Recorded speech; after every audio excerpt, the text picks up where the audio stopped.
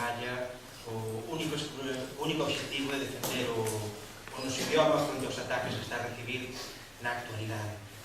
Desde a Plataforma Queremos Galego defendemos a aplicación dos consensos aos que fomos chegando ao longo destes 30 anos na recuperación, na restauración, na promoción do noso idioma.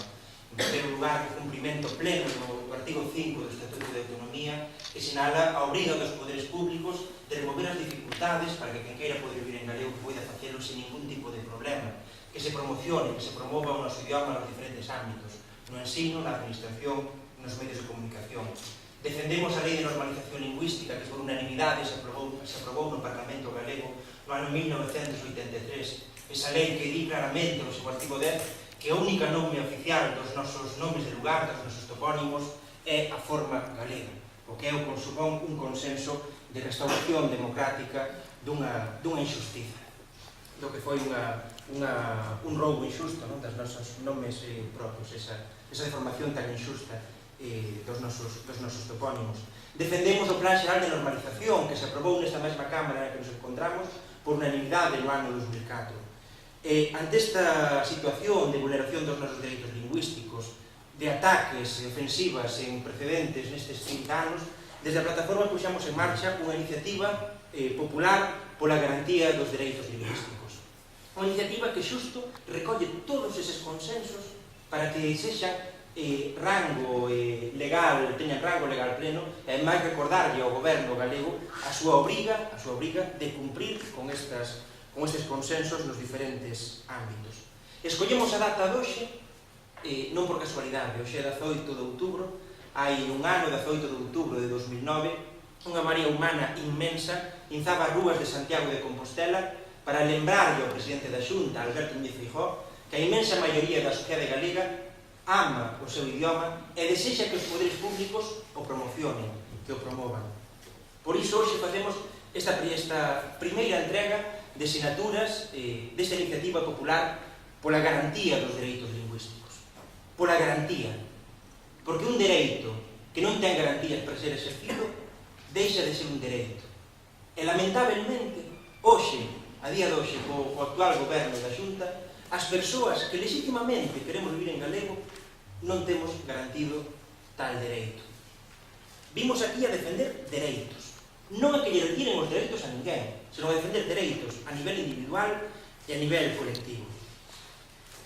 Esta iniciativa popular pola garantía dos dereitos lingüísticos hoxe conta cun aval xa de 30.000 persoas. De 30.000 persoas, recordemos, que asinaron esta proposición con todos os requisitos dunha iniciativa legislativa popular, con todos os requisitos necesarios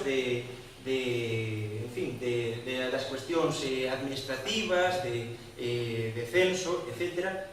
Son todas e todos veciños e veciñas de Galiza.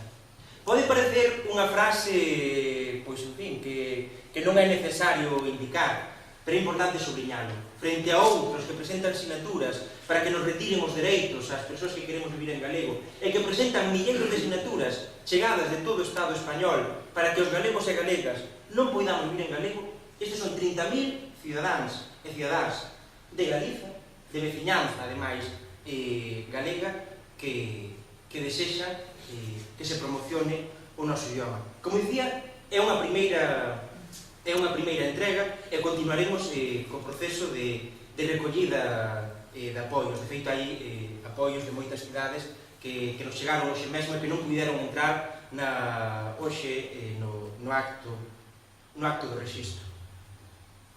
Todo dereito non garantido, dicía, deixa de ser un dereito. E vémolo na política de desmantelamento da oficialidade do noso idioma por parte do goberno de Alberto Núñez Feijóo. E vémolo de forma especialmente preocupante no ámbito educativo. Recordemos o que está a significar este mal chamado decreto de plurilingüismo.